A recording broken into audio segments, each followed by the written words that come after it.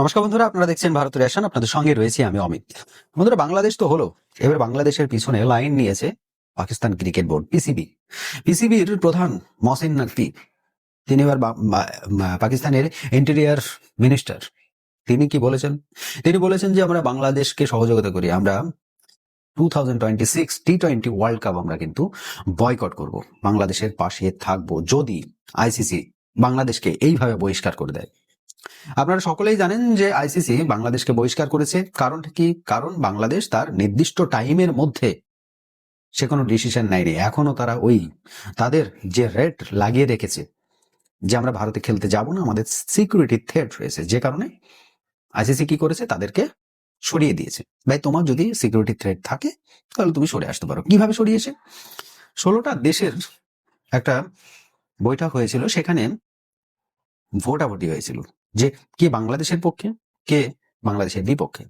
তো বাংলাদেশের বিপক্ষে সবাই ভোট দিয়েছে, শুধুমাত্র দুই ভিখারি বাদে। এক তো প্রথম ভিখারি, সেটা হচ্ছে বাংলাদেশ নিজে। দ্বিতীয় ভিখারি হচ্ছে পাকিস্তান।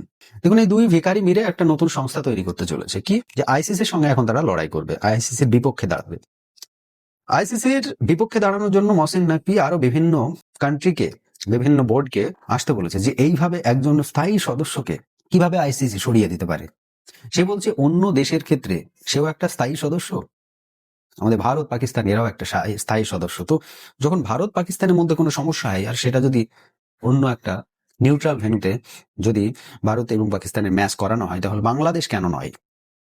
দেখুন, মূর্খের দল, প্রথমেই বলে রাখি যে বাংলাদেশকেও আইসিসি বলেনি যে তোমাদের করাবো না, কিন্তু সময় অতি সংকীর্ণ। ভারত এবং পাকিস্তানের মধ্যে যেমন প্রথম থেকেই বিবাদ হয়ে আসছে, ভারত বাংলাদেশের মধ্যেও কিন্তু বিবাদটা 2024 সাল থেকে, 24, 25, 26 এই দুটো বছর হয়ে গেল। টি20 ওয়ার্ল্ড কাপ 2027 ভারত এবং শ্রীলঙ্কা হোস্ট করবে, এটা প্রথম থেকে বাংলাদেশ জানে। তারপরেও তারা কোনো অবজেকশন দেয়নি। অবজেকশন কখন দিচ্ছে? একদম লাস্ট পজিশনে। আর এই জায়গায় দাঁড়িয়ে আইসিসি যদি বলে যে তোমাদের ভারতেই খেলতে হবে, তাহলে ভারতেই খেলতে হবে। আর যদি তোমরা তোমাদের নিজেদের স্ট্যান্ড বজায় রাখতে চাও, যদি তোমরা তোমাদের ঘাড়ে কুড়ুল মারতে চাও, তোমরা তোমাদের পায়েই যদি কুড়ুল মারতে চাও, তাহলে সেটা তোমাদের পার্সোনাল ম্যাটার। এখন দেখুন, বাংলাদেশের পক্ষে পাকিস্তান আসাতে পাকিস্তানের অভ্যন্তরে বিভিন্ন রকম কথাবার্তা উঠছে যে আমরা কেন পাকিস্তান বাংলাদেশকে কবে থেকে সাপোর্ট করার বললাম? পৃথিবীতে এত ভালো ভালো বোর্ড রয়েছে, তারপরে আমরা বাংলাদেশকে কেন সাপোর্ট করছি? দেখুন, পাকিস্তানিও বেকারিস্তানিও, তোমরা একমাত্র বাংলাদেশকেই হারাতে পারো, আর তার কাছেই তোমাদের রব জমাতে পারো। আদার্স কোনো কান্ট্রি বা কোনো বোর্ড তোমাদেরকে এইটা দিয়েও পৌঁছে না। তাই তোমরা বাংলাদেশকে সাপোর্ট করো। আগামী দিনে আইসিসি কিন্তু কড়া বার্তা পাকিস্তানের জন্য দিয়ে দেবে। এই জায়গায় প্রবলেমটা কি হতে পারে জানেন তো? এই যে পাকিস্তানের এবং বাংলাদেশ দুজনে মিলে আইসিসির বিপক্ষে দাঁড়াচ্ছে, তো দুজনেরই একটা নিজেদের লিগ রয়েছে। আমাদের যেরকম আইপিএল রয়েছে, ঠিক সরি না, আইপিএল যেই রকম আইপিএল রয়েছে সেরকম বলবো না, আইপিএল এর স্ট্যান্ডার্ড অনেক উপরে আর ওদের স্ট্যান্ডার্ড অনেক নিচে, বিলো দ্য বেল্ট ওদের স্ট্যান্ডার্ড, তার আমাদের স্ট্যান্ডার্ড, সেটা আপনারা সকলেই জানেন। তো ওদেরও পিএসএল, পাকিস্তানের সুপার লিগ, এবং বাংলাদেশের রয়েছে বিপিএল, বাংলাদেশ প্রিমিয়ার লিগ। এটাকে অনেকে বিকৃতভাবে বিভিন্ন নামে রাখে, আমি সেগুলো বললাম না, যদিও অনেকের খারাপ লাগতে পারে, সেটা লাগলে আমার কিছু করার নেই, তবুও আমি বলছি না, অনেকে বলে বিভিন্ন নামে ডাকে, যাক বললাম না, ছেড়ে দিলাম। যাই হোক, দেখুন, এই লিগগুলোতে তারা কি করে, বিভিন্ন বিদেশি খেলোয়াড় খেলতে আসে।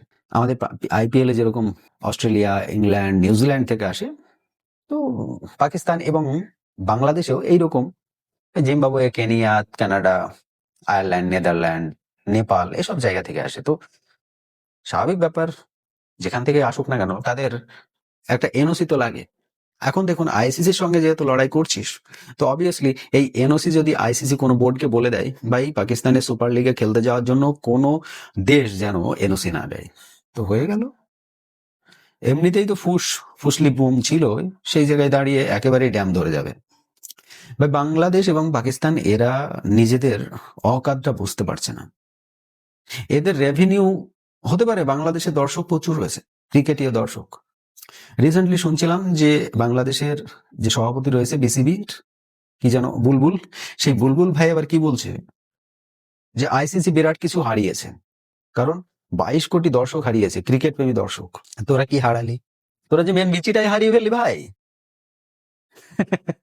যাই হোক, দেখুন এত কিছু বলবো না, তবে মেন জিনিসটাই তো ওরা হারিয়ে ফেলেছে। কার সঙ্গে লড়াই করেছে? আইসিসির সঙ্গে। আইসিসি এত বড় একটা অপশন দিয়েছে ওদেরকে, সেই অপশনটা ওরা মেনে নিতে পারেনি।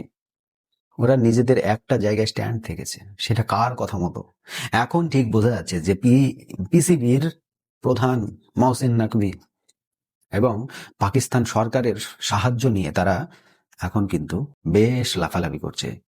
আগামী দিনে এই জায়গাটা বাংলাদেশ পাকিস্তান দুজনেই মনে রাখবে। হতে চলেছে খুব তাড়াতাড়ি সেটা। তখন কিন্তু এই বাংলাদেশ পাকিস্তানের ক্রিকেটকে ধ্বংস করার জন্য এদের নাম স্বর্ণাক্ষরে লেখা থাকবে, আর বাংলাদেশ পাকিস্তানের যে সাধারণ জনগণ তারা কিন্তু তখন এদেরকে জুতো পেটা করবে।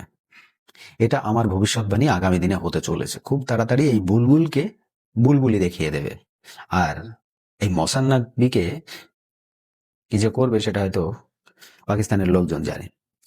এখন সমস্যা এটাই, আইসিসির সামনে যদি পাকিস্তান বয়কট করে, পাকিস্তান যদি বাংলাদেশের সাপোর্ট এসে টি-20 ওয়ার্ল্ড কাপ 2026 কে বয়কট করে, সেই ক্ষেত্রে কি করতে পারে আইসিসি? প্রথমে একটা বলে দিলাম, এনওসি দেওয়া বন্ধ করে দিতে পারে। দ্বিতীয়ত, এশিয়া কাপ থেকে পাকিস্তানকে ব্লক করে দিতে পারে। হতে পারে পাকিস্তানের জন্য বাংলাদেশে চলে গেল, তো যাক, চলে যাক। দুটো দলকে এমন ভাবে একঘরে করে দিতে হবে যেন এরা লাইফে আর কোনোদিন আইসিসির দিকে চোখ তুলে না তাকাতে পারে। অনেকে বলে যে ভারত বেশি রেভিনিউ দেয়, বড় বোর্ড, তাই ভারতকে ফেভার করে। দেখুন, অবভিয়াসলি আইসিসির রেভিনিউর 70-80% দেয় ভারত। অনেকে আবার এটাও বলে তাহলে ভারত তো আবার বেশি পার্সেন্টেজও নেয়।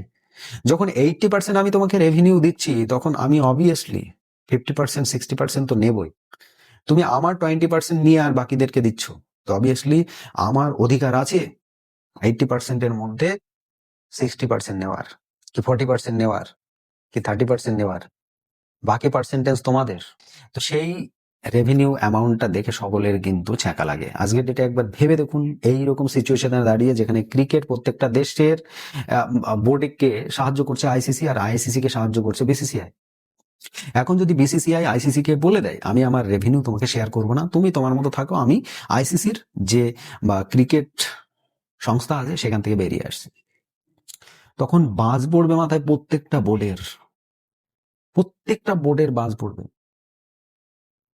আমরা বুঝতে পারছি যে বাংলাদেশ এবং পাকিস্তান তারা মিলে ভাবছে যে ওই ডোনাল্ড ট্রাম্প যেমন রিসেন্টলি একটা শুরু করেছে না, যে কি যেন একটা, যে পিস কোনো একটা সংস্থা করলো যেখানে $1 বিলিয়ন জমা দিয়ে, তারপরে $1 বিলিয়ন জমা দিয়ে তারপরে তারা মেম্বারশিপ নিতে পারে। তো সেরকম পিসিবিও ভাবছে যে আমরা এইরকম একটা সংস্থা তৈরি করবো যেখানে এই গরিব যে সমস্ত বোর্ডগুলো রয়েছে আর কি, যারা চান্স পায় না, তারা আসবে, এসে ইনভেস্ট করবে, করে আমরা আইসিসির সঙ্গে টেক্কা নেব। ভাই, সেগুড়ে বালি তোমাদের হয়ে গেছে, ব্যান্ড বাজিয়ে দেবে আইসিসি, অলরেডি শুরু করে দিয়েছে। আইসিসি যদি পাকিস্তান এবং বাংলাদেশকে যদি কোনো রকম ভাবে সাহায্য না করে, তাহলে তাদের অকাত নেই তাদের একটা স্টেডিয়ামকে খাড়া করা। রিসেন্টলি যে স্টেডিয়ামগুলো তারা রিপেয়ার করেছে, সেই সব স্টেডিয়ামগুলোতেও আইসিসির রেভিনিউর টাকাই গিয়েছে, পিসিবি নিজে কোনো টাকা খরচ করেনি। তাই যতই লাফালাফি করো না ভাই, কোনো লাভ নাই। চাই সেই আইসিসি, আর আইসিসি যদি থাকে সেখানে বিসিসিআই থাকবেই। তাই ভারতকে বয়কট করে কোনো লাভ নাই, আবার ঘুরে ফিরে সে ভারতের কাছেই আসতে হবে। বন্ধুরা, আপনাদের কি মনে হয় এই মহসিন নাকভি এবং বাংলাদেশ ক্রিকেট বোর্ড মিলে যেটা করতে চাইছে আইসিসি কে, সেটা কি কোনো রকম ভাবে করতে পারবে? কি মনে হচ্ছে কমেন্ট বক্সে লিখতে কিন্তু ভুলবেন না। বাংলাদেশ ক্রিকেটের ধ্বংসের সময় আগামী দিনে আমরা দেখতে পাবো, চলে এসেছে সে সময়। আগামী দিনে কিভাবে ধ্বংস হচ্ছে আমরা সেটাই দেখতে পাবো। অবশ্যই তার জন্য আমার চ্যানেলে চোখ রাখবেন। আজকে এই প্রতিবেদন যদি আপনাদের ভালো লেগে থাকে, অবশ্যই একটা লাইক করে দেবেন, শেয়ার করে বন্ধু মহলে সকলের কাছে পৌঁছে দেবেন, আর আমার চ্যানেলটিকে সাবস্ক্রাইব করে পাশে থাকা বেল আইকনটিও বাজিয়ে দেবেন। আজকের মতো প্রতিবেদন এখানে সমাপ্ত করব। সকল ভালো থাকবেন, সুস্থ থাকবেন, ধন্যবাদ।